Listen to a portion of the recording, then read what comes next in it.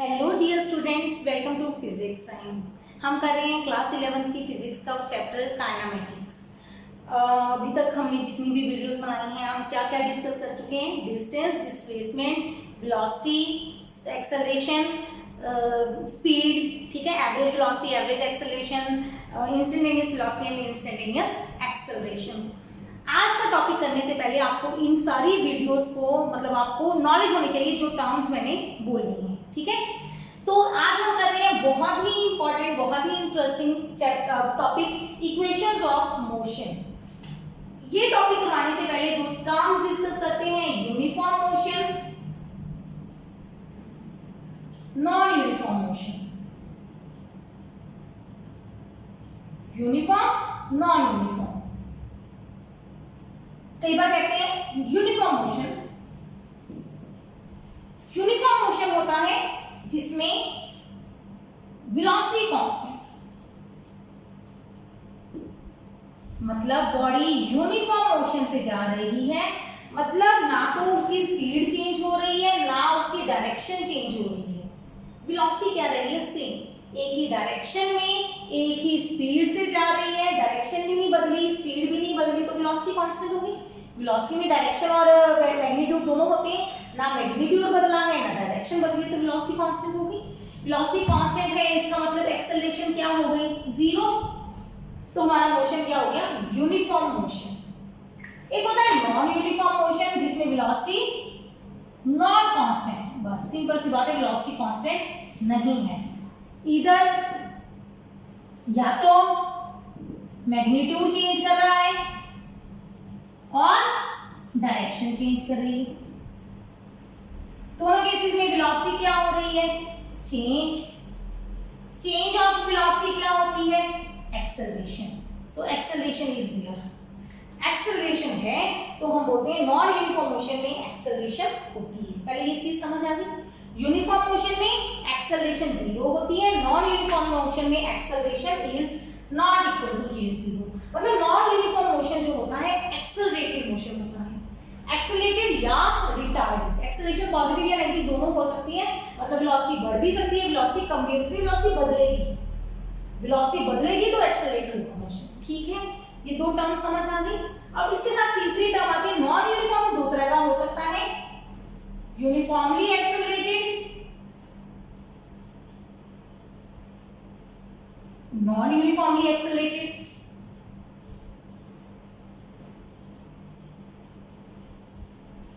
इसका मतलब क्या है? अब एक्सेलरेट तो हो रहा है, अब एक्सेलरेट यूनिफॉर्म है या नॉन यूनिफॉर्म है? मतलब यूनिफॉर्मली एक्सेलरेटेड में एक्सेलरेशन क्या होगी? कांस्टेंट। इधर नॉन यूनिफॉर्मली में क्या होगी? Acceleration not constant. जीरो तो दोनों में नहीं है, इसमें एक्सेलरेशन कांस्टेंट रहेगी, मतलब एक ही एक्सेलरेशन से जाएगी बॉडी, इधर एक्सेलरेशन चेंज करती जाएगी। समझ आया? कुछ याद है? पिछली वीडियो में किया था वेलोसिटी टाइम ग्राफ, ऐसे था, तो हम कह रहे थे स्लोप बढ़ रही है, एक्सेलरेशन कांस्टेंट नहीं, एक्सेलरेशन बढ़ रही थी इस ग्राफ में। अच्छा, इधर क्या बनाया था हमने? कुछ ऐसा, या तो ऐसा, तो भी एक्सेलरेशन क्या थी? Constant, vt graph. एक हमने ग्राफ बनाया था, नीचे छोटा सा बना रही हूं, vt कुछ ऐसा, है ना। दोनों केसेस में एक्सेलरेशन क्या थी? कांस्टेंट। इधर भी दो ग्राफ बनाए थे हमने, vt ग्राफ ऐसे। इन दोनों में एक्सेलरेशन कांस्टेंट नहीं है, इन दोनों में एक्सेलरेशन कांस्टेंट है। एक्सेलरेशन कांस्टेंट है तो हम बोलते हैं uniformly accelerated motion. Acceleration constant नहीं है तो नॉन यूनिफॉर्मली एक्सेलरेटेड मोशन, ठीक है। ये चार टर्म्स नोट हो गई, समझ आ गई, दिमाग में बैठ गई। तो आज जो हम इक्वेशंस ऑफ मोशन डिराइव करने वाले हैं, जो इक्वेशन ऑफ मोशन हम डेरिवेशन करेंगे वो किसके लिए है? For uniformly accelerated motion. बहुत इंपॉर्टेंट है ये term, for uniformly accelerated motion. इसका मतलब, अब सिर्फ इसका मतलब समझेंगे, बाकी चीजें सिर्फ समझाने के लिए बता दी है मैंने आपको। इसका मतलब है acceleration does not change with time. Uniformly accelerated motion is that motion in which acceleration is constant. Acceleration constant है, एक नंबर आएगा एक्सेलरेशन का, एक्सेलरेशन टाइम पे डिपेंड नहीं करेगी। मतलब समझाने के लिए देखो, मान लो आपके पास s is equal to t square minus 3t plus 5 है, ऐसे कुछ है, इक्वेशन है। किसकी इक्वेशन है ये? डिस्प्लेसमेंट की, पोजीशन। वेलोसिटी क्या होगी? डेरिवेटिव, इसका डेरिवेटिव ले लो, क्या आएगा? 2t minus 3। एक्सेलरेशन करेंगे, वेलोसिटी का डेरिवेटिव। राजे इसलिए बोल रही हूँ, जो आज की वीडियो देखने से पहले पिछली वीडियो जरूर देखो, एक बार समझ लो उसे। इसका डेरिवेटिव लेंगे 2, टाइम का डेरिवेटिव 1 माइनस कांस्टेंट का डेरिवेटिव 0, 2 मीटर पर सेकंड स्क्वायर। क्या एक्सेलरेशन टाइम पे डिपेंड करी? एक्सेलरेशन के फॉर्मूला में टाइम आया? नहीं आया, तो एक्सेलरेशन क्या हो गई? कांस्टेंट। तो ये इक्वेशंस ऑफ मोशन की derivation only for uniformly accelerated motion, सिर्फ उसके लिए है, अदरवाइज ये इक्वेशन वैलिड नहीं है। ठीक है, अगर एक्सेलरेशन कांस्टेंट नहीं है तो ये फॉर्मूलास नहीं लगेंगे, फेल हो जाएंगे। ये सिर्फ एक्सेलरेशन वाले फॉर्मूला के लिए, कांस्टेंट एक्सेलरेशन वाले के लिए। ठीक है, जैसे कि अगर हम यहाँ पे टी क्यूब कर देते तो यहाँ टी स्क्वायर आ जाता, यहाँ टाइम आ जाता, फिर ये इक्वेशन फेल हो जाएगी, गलत हो जाएगी। ठीक है, याद रह जाएगा। अच्छा, इक्वेशंस कौन कौन सी हैं? 3 इक्वेशंस मेन है, फर्स्ट, सेकंड, थर्ड। 3 की डेरिवेशन करेंगे बहुत अच्छे से, बहुत इजी मेथड से। पहली इक्वेशन है v is equal to u plus at। दूसरी इक्वेशन है s is equal to ut plus half at square. Third equation है v square minus u square is equal to 2as। 3 equations हैं, 3 equations के 3 step, 3 में derivations करेंगे। Formulas कौन से use करेंगे मैं साइड पे लिख रही हूँ, बाकी चीजें मैं मिटा दूंगी। फॉर्मूलास कौन से यूज करेंगे? v is equal to ds by dt, s is equal to integration of v dt। ठीक है, अच्छा सेकंड एक होता है acceleration is equal to dv by dt, v is equal to integration of a dt। ये दो equations हम use करेंगे, एक और यूज करेंगे तीसरी के लिए, समझाती हूँ। पहले ये चीज नोट हो गई। ये इक्वेशंस वैलिड है only for a constant, otherwise ये इक्वेशन फेल है। ये इक्वेशन वैलिड है for all S V T. ये तो हम पिछले चैप्टर में करके चुके हैं ना, पिछले वीडियो में। ये तो हमेशा ही ठीक है, ये तो कभी गलत नहीं है, लेकिन ये सिर्फ तब यूज होगी जब एक्सेलरेशन आपकी कांस्टेंट है, अदरवाइज ये फॉर्मूला मत लगा देना, आपका क्वेश्चन गलत हो जाएगा। जब भी +1 2 में तो जरूरत नहीं पड़ती, इतनी प्रॉब्लम नहीं आती +1 में। ठीक है, सिंपल ही होते हैं, लेकिन जब आप कॉम्पिटिटिव एग्जाम की तैयारी करते हो, जेईई नीट की तैयारी कर रहे हो, तब आपको ये ध्यान देना है कि क्वेश्चन में एक्सेलरेशन कांस्टेंट वर्ड यूज किया है तो ये फॉर्मूले लगाएंगे, नहीं तो नहीं लगाएंगे। +1 में इससे रिलेटेड क्वेश्चन नहीं आएगा, आपको देख के ही पता चल जाएगा। ठीक है, क्लियर है? करें आगे, करें स्टार्ट। ठीक है, देखो कैसे स्टार्ट करना है। हम यूज करेंगे मेथड इंटीग्रेशन का, है ना, वो तो आप पिछली वीडियो में हम काफी यूज कर चुके हैं, तो आपको प्रैक्टिस हो चुकी होगी। फर्स्ट क्वेश्चन के लिए, फर्स्ट के लिए एक एक करके डिराइव करेंगे, छोटी छोटी सी डेरिवेशंस आएंगी। तो acceleration is equal to dv by dt। ठीक है, तो dv किसके बराबर आया? a dt के। ठीक है, हमें वेलोसिटी, एक्सेलरेशन और टाइम चाहिए ना, वेलोसिटी, एक्सेलरेशन, टाइम, हम ये इक्वेशन यूज करेंगे। यहां से देखना है कि आपको क्या चाहिए। सेकंड इक्वेशन में क्या चाहिए हमें? s टाइम और एक्सेलरेशन, वेलोसिटी भी चाहिए। हाँ, ये तो बताया नहीं मैंने, हाँ ये तो मैं भूल ही गई। ये चीजें क्या है करते हैं। u इज, वैसे पढ़ा है 9th क्लास में, इनिशियल वेलोसिटी, मतलब जब आप स्टार्ट कर रहे हो मोशन तब। इनिशियल वेलोसिटी मतलब टाइम कितना हो गया? 0। v क्या है? Final velocity. फाइनल वेलोसिटी मतलब जिस टाइम पे बात कर रहे हो तब टाइम t होता है। a होती है कांस्टेंट एक्सेलरेशन। ठीक है, t होता है time of acceleration. Very important, t time of acceleration है, मतलब जितने टाइम के लिए बॉडी एक्सेलरेट हो रही है। मान लो आप किसी बॉडी पे इस डस्टर पे मैं फोर्स लगा रही हूँ, मैंने फोर्स यहाँ तक ऐसे करो, डस्टर पे फोर्स लगा के तो कैसे समझाऊंगी, चलो समझते हैं, थोड़ा सा अंदाजा लगाना। मैंने डस्टर पे इतनी देर फोर्स लगाई, फिर मैंने फोर्स लगानी छोड़ दी, वो डस्टर अपने आप आगे चला गया, यहाँ नहीं जाएगा। छोटी गाड़ी होती है ना, खिलौना गाड़ी आपके पास, उस पर एग्जाम्पल दो, आपने यहाँ तक फोर्स लगाई, छोड़ दिया, थोड़ी सी आगे और चली गई, तो जितनी टाइम के लिए आपने फोर्स लगाई है ये इक्वेशन यूज करोगे। जब आपने फोर्स छोड़ दी तो ये इक्वेशन फेल हो जाएगी, क्योंकि एक्सेलरेशन खत्म हो गई। समझ आई? एक्सेलरेशन खत्म हो गई तो ये फॉर्मूला वैलिड नहीं है। तो t क्या है? टाइम ऑफ एक्सेलरेशन, जितने टाइम के लिए एक्सेलरेशन लगती है। एक बचा s, s क्या है? डिस्प्लेसमेंट। आज बड़ी अच्छी चीज समझाऊंगी आपको कि s इसमें डिस्प्लेसमेंट है, s is not distance, s distance नहीं है, डिस्प्लेसमेंट है। इस चीज का प्रूफ दूंगी आपको, ठीक है? पहले ये क्वेश्चन सॉल्व कर लें, ये क्लियर हो गया? अच्छा, अब v u a t का चाहिए था, मेरे क्वेश्चन में आ गया। इंटीग्रेटिंग बोथ साइड्स, दोनों साइड को इंटीग्रेट कर दो, integrating both sides dv a dt।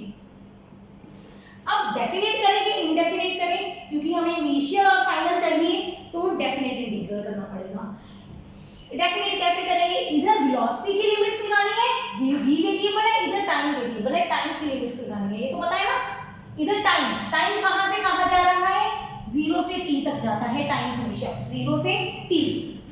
Velocity कहां से कहां जाती है? स्टार्टिंग में वेलोसिटी, इस टाइम पे वेलोसिटी u है, इस टाइम पे वेलोसिटी v है, ऐसे पुट करना है यहाँ पे। समझ आया क्या किया है? डिस्प्लेस वेलोसिटी की वैल्यू इनिशियल से फाइनल, टाइम की वैल्यू इनिशियल से फाइनल, बस ये पुट करना है। अब इंटीग्रेशन आता है v और dv और इंटीग्रेशन d कैंसिल हो जाता है, बचा क्या? v, लिमिट्स लगा दी u से v इक्वल टू, इधर इंटीग्रेशन क्या करेंगे? x की पावर n dx का इंटीग्रेशन होता है x की power n plus 1 divided by n plus 1 plus constant तब लगाते हैं जब इनडेफिनिट हो। अगर डेफिनिट हो, लिमिट्स हो, तो कांस्टेंट लगाने की जरूरत नहीं है, नहीं, बिल्कुल नहीं, ठीक है? ओके है? अच्छा, जरूरत क्या है? जरूरी क्या है? x और x सेम होने चाहिए। यहाँ पे x और x सेम नहीं है, a है, a पे ये फॉर्मूला मत चिपका देना, गलत हो जाएगा। हाँ, लेकिन अभी मैंने क्या बोला था? स्टार्टिंग से हम कौन सा यूज करें? यूनिफॉर्म एक्सेलरेटेड मोशन, मतलब एक्सेलरेशन हमारी कांस्टेंट है। जो टर्म कांस्टेंट है वो इंटीग्रेशन से बाहर ले सकते हैं हम। ये इंटीग्रेशन के रूल्स है, इंटीग्रेशन की वीडियो देख लो बच्चे, तभी ये चीजें समझ में आएंगी, ठीक है? अब d और इंटीग्रेशन फिर से कट गया, बचा क्या? a t, टाइम 0 से t।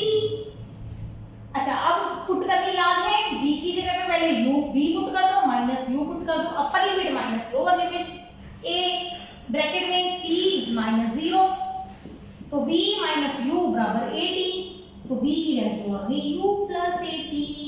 मैंने ज्यादा टाइम लगा दिया, ज्यादा लंबा बना दिया, इतना लंबा नहीं, मतलब तो इतनी बनेगी, पर इजीली सॉल्व हो जाते हैं। It's very easy, very interesting, ठीक है जी? फर्स्ट इक्वेशन समझ में आ गई, सेकंड इक्वेशन पे चले, नोट कर लो, ओके? चलिए मिटाते हैं इसको। सेकंड इक्वेशन में हमें डिस्प्लेसमेंट चाहिए, हमें क्या नहीं चाहिए? सारा कुछ चाहिए। चलो, डिस्प्लेसमेंट चाहिए तो फॉर्मूला यहां से शुरू करेंगे, v is equal to ds by dt,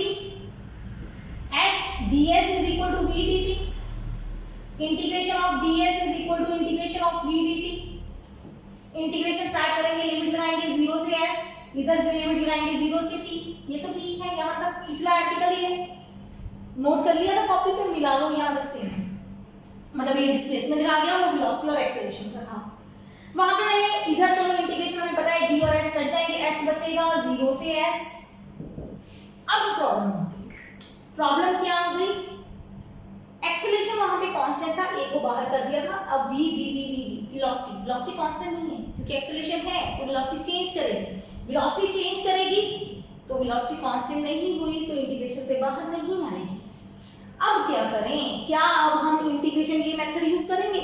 नहीं, उसके लिए जरूरी है x सेम होने चाहिए, v t सेम होने चाहिए थी, नहीं है, तो v v की वैल्यू पुट करेंगे, v की वैल्यू पुट करेंगे पहली वाली इक्वेशन से, u plus at dt integration 0 से t।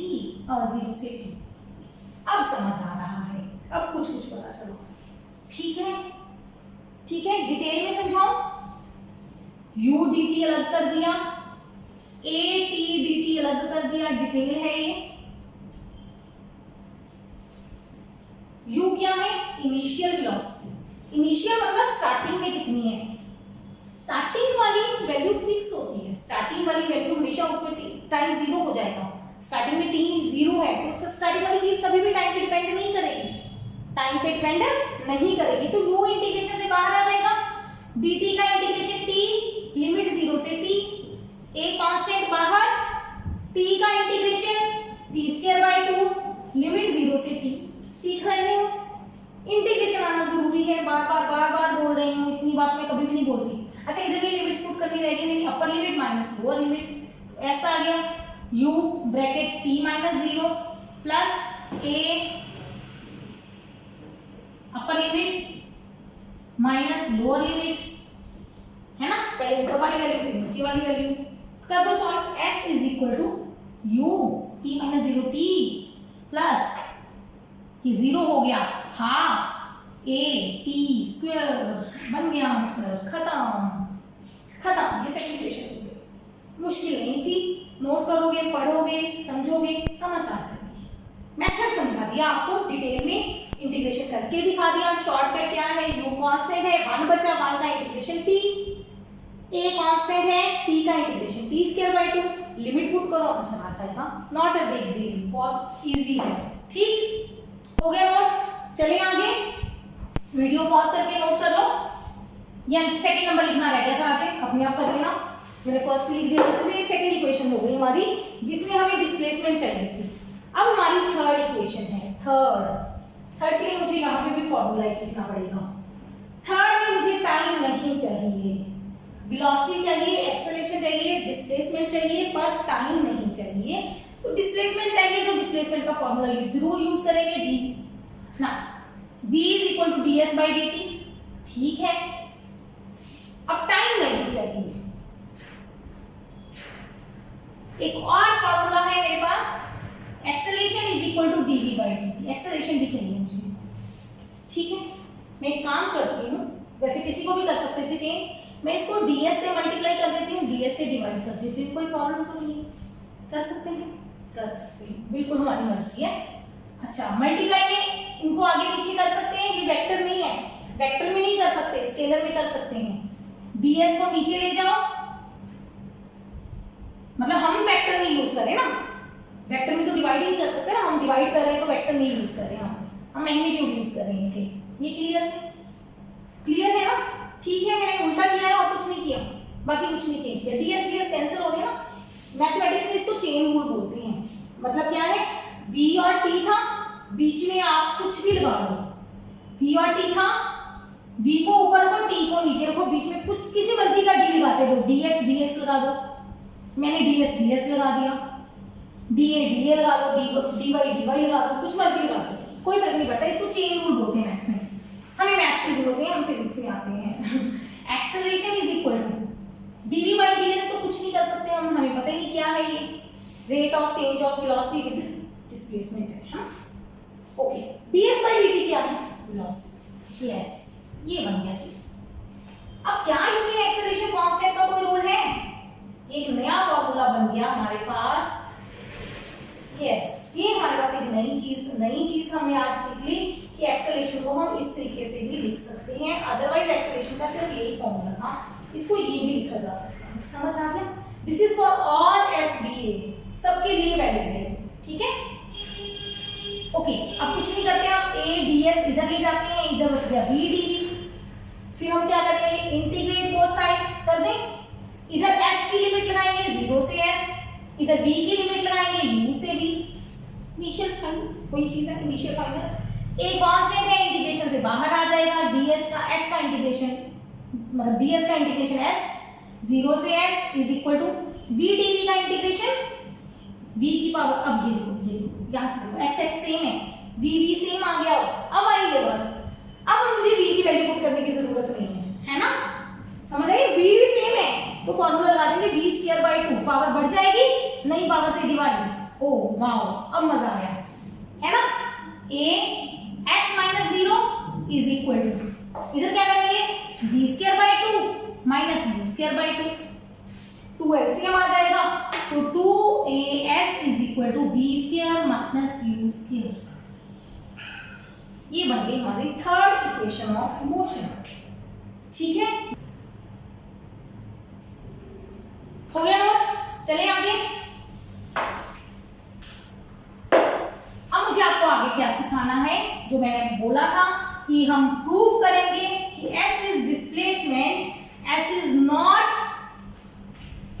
नॉट डिस्टेंस, s यहाँ पे डिस्प्लेसमेंट है, डिस्टेंस नहीं है।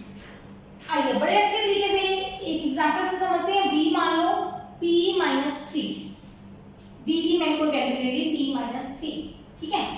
पहले मैं आपको समझाती हूँ, इसकी वैल्यूज हम रफ में देखते हैं।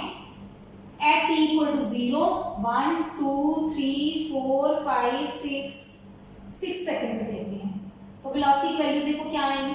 0 सेकंड पे वेलोसिटी माइनस 3, 1 सेकंड पे वेलोसिटी 1 सेकंड पे माइनस 2, ऐसे कर लेते हैं।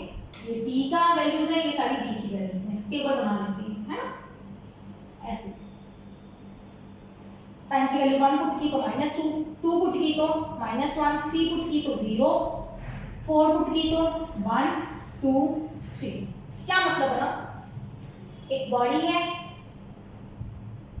ठीक है, स्टार्टिंग टाइम पे उसकी स्पीड कितनी है, स्टार्टिंग टाइम पे उसकी स्पीड कितनी है -3, मतलब कुछ भी कहीं पे भी ये ए पॉइंट पे बैठी है, स्टार्टिंग में ए पॉइंट पे बैठी है, t इक्वल टू 0 है और उसकी स्पीड क्या है -3। -3 का मतलब क्या होता है, वो नेगेटिव एक्सिस में जा रही है, वो इधर जा रही है।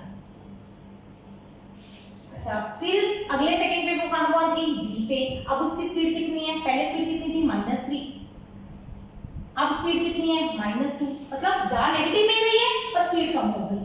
फिर पहुंच गई c पे, अब वेलोसिटी कितनी है -1, मतलब और स्लो हो गई।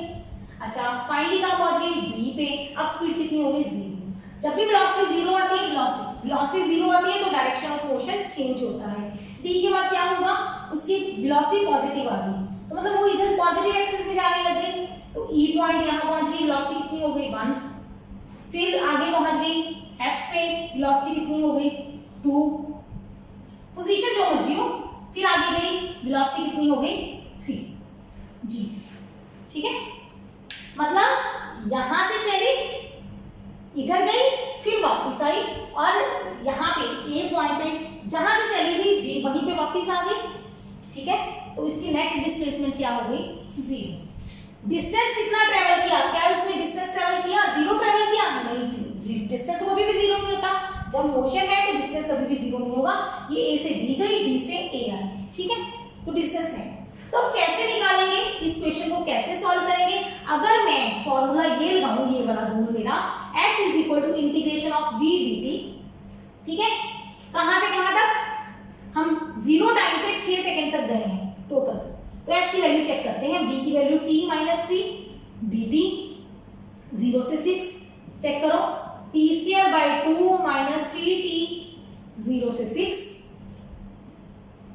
का square 36 by 2 minus 18 minus 0 minus 0, है ना, 18 माइनस 18 0, यस, ये आंसर 0 आया। इसका मतलब श्योर है कि s हमारे लिए क्या है, डिस्प्लेसमेंट। जब मैंने ये डायग्राम बनाया है तो आपको क्लियर हुआ, ये क्लियर हुआ, a से d गई, d से a वापस आ गई, तो डिस्प्लेसमेंट क्या थी 0। इसका मतलब s हमें डिस्टेंस नहीं बताता। इक्वेशन ऑफ मोशन में जो s है हमें वो क्या बताता है, डिस्टेंस। s क्या बताता है, distance, not displacement. Clear, okay हो गया। अब क्वेश्चन है find distance travelled, find distance travelled between 0 to 6 second. Find distance travel between 0 to 6 second. अब हमें डिस्टेंस निकालना है, डिस्टेंस में नहीं निकालना, डिस्टेंस निकालना है। तो कैसे निकालेंगे डिस्टेंस। अब इस क्वेश्चन को करने के लिए हम ऐसे टेबल थोड़ी बना के रखेंगे, हम टेबल नहीं बनाएंगे, हम कभी भी टेबल नहीं बनाएंगे। ये सिर्फ समझाने के लिए था कि हमने प्रूफ किया है कि ए से चली डी तक गई, डी से ए तक आई और टोटल इसका जो डिस्प्लेसमेंट जीरो आई, तो जो हमारी इक्वेशन ऑफ मोशन यूज करके या इंटीग्रेशन मेथड यूज करके वो सारे उसमें आंसर भी जीरो आ रहा है, मतलब ये डिस्प्लेसमेंट है। अब अगर क्वेश्चन पूछ लिया डिस्टेंस ट्रेवल निकालो तो क्या करेंगे? डिस्टेंस ट्रेवल निकालने के लिए हमारे पास इस मेथड से डिस्प्लेसमेंट जीरो आ गई, तो इसका मतलब कोई ना कोई क्वेश्चन में प्रॉब्लम है। तो आप निकालो फाइंड, पहले करेंगे, मतलब ये करने से पहले आपको क्या करना है? Find time when velocity is zero. पहले वो टाइम निकालो जब वेलोसिटी जीरो है, क्योंकि वेलोसिटी जीरो होने पे इक्वेशन ऑफ मोशन रिवर्स होता है, वहां से आपको एक टाइम मिलेगा, वहां से आपको एक टाइम मिलेगा। तो आपका जो टाइम इंटरवल है वो टाइम कौन सा है? 0 से 6 तक। वेलोसिटी कब जीरो है? 3 सेकंड पे, मतलब पहले 0 से 3 निकालो, फिर 3 से 6 निकालो, क्या? Distance s। पहले 0 से 3 निकालो, फिर 3 से 6 निकालो। ये कभी नेगेटिव आएगा कभी पॉजिटिव आएगा, डिस्प्लेसमेंट आएगी, ये डिस्प्लेसमेंट आएगी, ठीक है। पहले s निकालो 0 से 3, उसका मैग्नीट्यूड लो, फिर s निकालो 3 से 6, उसका मैग्नीट्यूड लो। बाय चांस ये सेम है, हमें पता है जो इधर जाएगा उतना ही उधर जाएगा, तो डिस्टेंस ऐड हो जाएगा, डबल हो जाएगा, सिंपल। लेकिन आपको क्वेश्चन पेपर में कैसे करना है? टाइम की वैल्यू 3 आई जहां पे वेलोसिटी 0 है, अगर टाइम 2 आ जाए तो 3 पार्ट, मतलब अगर मान लो ये t की वैल्यू यहाँ पे 3 और 4 2 आ जाती, तो मैं टाइम को 3 पार्ट्स में ब्रेक करती, 0 से 3, 3 से 4, 4 से 6, ऐसे करती। समझ आई? टाइम जितने टाइम पे वेलोसिटी 0 आएगी, इसको मिटा दो ऊपर, समझो इस चीज को, समझो। जितने टाइम पे आपकी वेलोसिटी 0 आएगी, आपको टाइम इंटरवल को उतने ही पार्ट्स में ब्रेक कर देना है। टाइम इंटरवल अगर आपके 3 पे 0 आई है, तो स्टार्टिंग से 0 से 3 सेकंड अलग, 3 से 6 सेकंड अलग, ठीक है, कर दिया। अब पहला S1 निकालो 0 से 3, तब हमें नहीं ना पता नेगेटिव में जा रहा है पॉजिटिव में जा रहा है, हमने ये वैल्यूज थोड़ी नोट की हैं, हमने नहीं निकाली ये वैल्यूज। आप सिंपल भूल जाओ इस चीज को, सिंपल निकालो 0 से 3 S1 v dt, v की वैल्यू t - 3 dt 0 से 3, t² by 2 - 3t 0 से 3, 3 का स्क्वायर 9/2 - 9 माइनस 0 आ जाएगा, 0 वाला 0 ही आ जाता है ना, 0 टाइम का कोई प्रॉब्लम नहीं आती। और ये बन गया -9/2, चेक कर लेना, ठीक है। तो S1 का मैग्नीट्यूड डिस्टेंस पॉजिटिव होता है, 9/2 मीटर आ गया। ऐसे S2 निकालो 3 से 6, ये आपके लिए छोड़ती हूँ, ये भी चेक कर लेना। कर लोगे? कर लेंगे ना, इतना कर सकते हो। ये भी चेक करना, ये भी 9/2 मीटर आना चाहिए, ये पॉजिटिव आएगा, पर मुझे तो इसका मैग्नीट्यूड ही चाहिए, तो पॉजिटिव ही आएगा। तो टोटल डिस्टेंस निकालने के लिए क्या करेंगे? हम दोनों डिस्टेंसेस को ऐड कर देंगे। टोटल डिस्टेंस क्या हो जाएगा? 9/2 प्लस 9/2 9 मीटर। यस, यहाँ पे प्रूफ हो गया कि हमारा जो S है वो क्या है? डिस्प्लेसमेंट इक्वेशन में। लेकिन अगर आपको डिस्टेंस निकालने को बोल दें तो आपको इस तरीके से निकालना है। पहले टाइम इंटरवल को ब्रेक करो। ब्रेक कब करना है? जब टाइम आपकी वेलोसिटी 0 होती है। अगर मान लो ये क्वेश्चन एक बार नोट कर लो राजे, ठीक है, कर लिया। सपोज कर लो मेरे पास ये क्वेश्चन कुछ ऐसा होता, t - 12 ऐसे होता, ठीक है। तो मेरी वेलोसिटी कब 0 आती? t - 12 पे, टाइम 12 सेकंड पे, पर मेरा इंटरवल तो 6 सेकंड का है, इंटरवल तो 6 सेकंड का है, ठीक है, इंटरवल 6 सेकंड का है, वेलोसिटी कब 0 है? 12 सेकंड पे। तो इसका मतलब डिस्टेंस और डिस्प्लेसमेंट क्या होगी? सेम।